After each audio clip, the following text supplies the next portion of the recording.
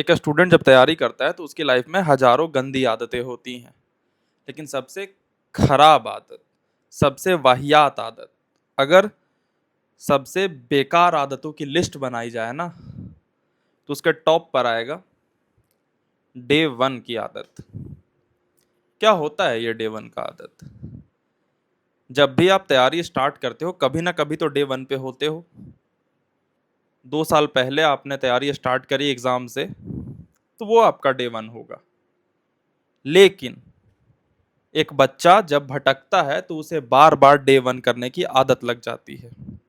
वो 2 महीने की तैयारी खराब करता है, बर्बाद होती है, कोई उसे गिल्ट फ्री करता है और कहता है आज से तुम्हारा डे वन होगा। उसे बहुत अच्छा लगता है कि चलो अब शुरुआत करने का दोबारा मौका मिला।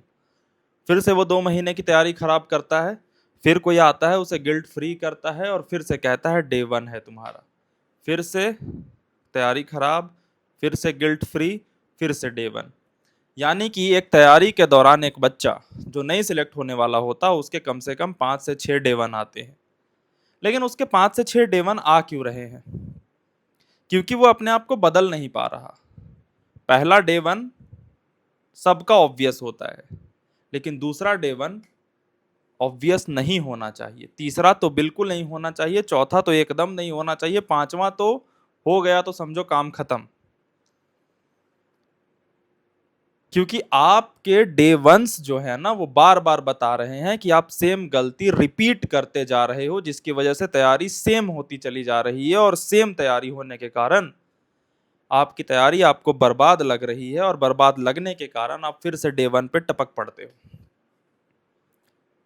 और मैक्सिमम बच्चों को डे वन की आदत होती है। मैं तुम्हें एक एग्जांपल देता हूं। अभी कुछ दिन पहले मैंने 150 मिशन 150 शुरू किया।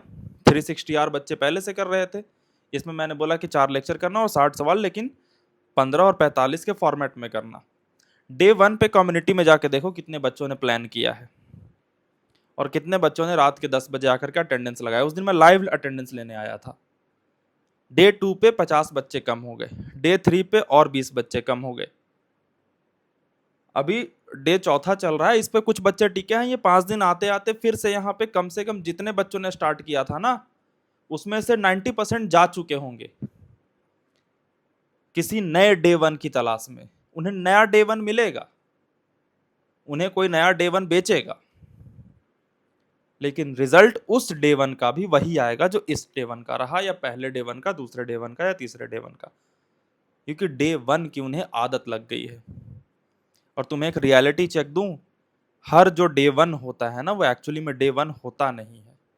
एक समय आता है जब आपका जो डे वन है वो एक भ्रम होता है बस, कि चलो अब से शुरू कर रहा हूं, लेकिन तब से शुरू करें कुछ होना जाना है नहीं। मिशन 150 था, मैंने कहा था कि अभी जितने भी स्ट्रेटेजीज मौजूद है उसमें सबसे बेहतर है।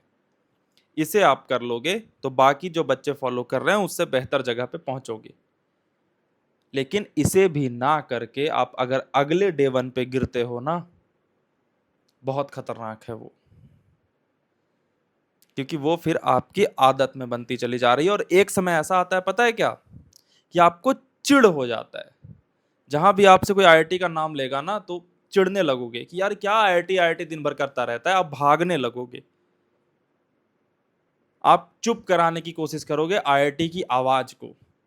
एक्चुअली आप बाहर से आईआईटी आईआईटी चुप नहीं कराना चाहते, आप अपने अंदर से आईआईटी को चुप कराना चाहते हो, और वो होता नहीं है।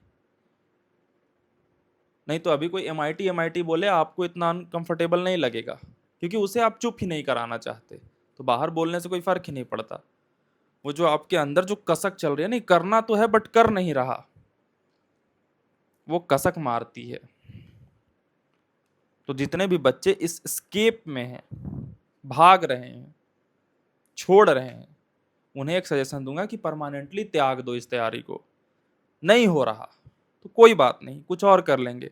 लेकिन बार बार यहां आना ना, आपका एक तो कॉन्फिडेंस बहुत ड्रॉप कर देगा, आपको लगने लगेगा कि मैं कुछ नहीं कर सकता। और अगर तैयारी कंटिन्यू करनी है तो ढंग से करो, ये तुम्हारा आखिरी डे वन होना चाहिए, नहीं तो फंसे रह जाओगे। आईआईटी की तैयारी में जो सिलेक्ट होते हैं उन्हें सिर्फ आईआईटी नहीं मिलता, या आईआईटी की तैयारी में जो रिजेक्ट होते हैं बच्चे, उनके हाथ से सिर्फ आईआईटी नहीं जाता, उनके हाथ से जाता है तो आत्मविश्वास, उनके हाथ से जाता है तो विल पावर पे भरोसा करने की ताकत कि मैं जो चाहता हूं वो कर सकता हूं। और इन सबसे मूव ऑन होना बहुत मुश्किल होता है। मैंने कहा था ना एक समय में कि how you do one thing shows how you do everything. तो एक चीज को चाहा, उसे पाने के लिए डे वन से स्टार्ट किया और बीच में छोड़ दिया। ये बताता है कि आप जो कुछ भी चाहोगे उसके लिए एक समय पर डे वन से स्टार्ट करोगे और उसे छोड़ोगे। तुम्हें क्या लगता है जो बड़ी बड़ी कंपनीज होती हैं वो आपके 10th से मार्क्स वगैरह क्यों देखती हैं? क्योंकि वो उसे जज कर लेती हैं कि जब ये एग्जाम जो डायरेक्टली कह रहा था कि बच्चे तुम्हें फायदा करूंगा, पर्सनल बेनिफिट दे रहा था, तब ये बच्चा छोड़ के चला गया, तो ये जो कंपनी है अब ये कैसे काम करेगा जब इसका काम जो है वो कंपनी को बेनिफिट करेगा? मतलब कंपनी मुझे 100 रुपए सैलरी दे रही है तो 100 रुपए से ज्यादा ही मुझसे निकालेगी, तो इवेंचुअली मेरे काम करने से कंपनी को बेनिफिट हो रहा है। तो एट द एंड कंपनी जज कर लेती है कि जब इसका पर्सनल फायदा हो रहा था तब ये नहीं कर पाया, तो अब ये मेरे कंपनी का फायदा हो रहा है तब ये कैसे करेगा? रिजेक्ट मार देती है। और तुम वहां पे चिल्लाते रह जाओगे, सर मेरा स्किल तो देखो, मार्क्स हटाओ ना। वो नहीं देखेगी क्योंकि स्किल्स होंगे आप में बेहतर, स्किल तो बहुत लोगों में बेहतर हैं, लेकिन स्किल को कंटिन्यूअसली परसिस्टेंस के साथ लगा पाने की क्षमता है या नहीं, वो आपके एकेडमिक्स बता देते हैं। आप से मैं एग्री करता हूं कि आप दिन में 24 के जगह 50 घंटे पढ़ सकते हो, आप में है ताकत वो, लेकिन आप पढ़ नहीं रहे ना। मेरे में पहाड़ उठा लेने की ताकत है बट मैं उठा नहीं रहा ना। तो कंपनी पोटेंशियल नहीं देखती आपका, कंपनी आपकी हैबिट देखती है। क्योंकि काम तो भाई सब एवरेज ही कर रहे हैं दुनिया में, काम कोई ऐसा नहीं है कि हर कोई रॉकेट बना रहा है, नहीं, एवरेज काम चल रहे हैं। और एंट्री लेवल पे आपको कोई रॉकेट बनाने को देगा भी नहीं, लेकिन एंट्री लेवल की जो जॉब होती है ना वो पोटेंशियल से ज्यादा आपकी हैबिट देखती है कि इसका हैबिट कैसा है, इसका एटीट्यूड कैसा है, गिव अप एटीट्यूड है या फाइटिंग एटीट्यूड है। और वो बता देते हैं आपके एकेडमिक्स। तो तुम्हें लग रहा है कि तुम बंद कमरे में मक्कारी कर रहे हो तो किसी को पता नहीं पड़ रहा। वो आईआईटी का जो एग्जाम है ना वो कागज पे लिख के दे देगा कि पिछले 2 साल में कैसी तुम्हारी आदत थी, और वो तुम जीवन भर ढोओगे।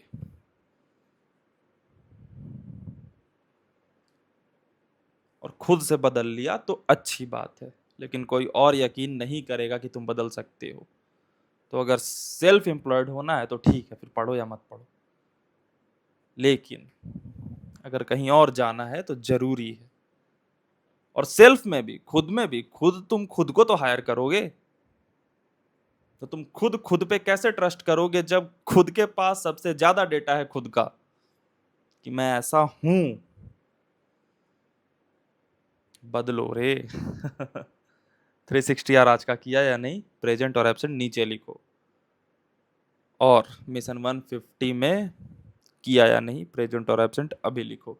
4 दिन हुए हैं ना, तो 240 पीवाईक्यूज तुम्हारे खत्म हो जाने चाहिए थे। 60 पीवाईक्यू तो जेई एडवांस्ड के सिर्फ खत्म होने चाहिए थे, और 180 जेई मेन के।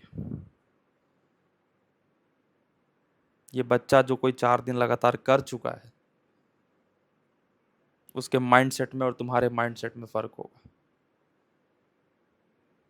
कल देखते हैं कितने बच्चे छोड़ के भागते हैं और कितने टिके रहते हैं। All the best.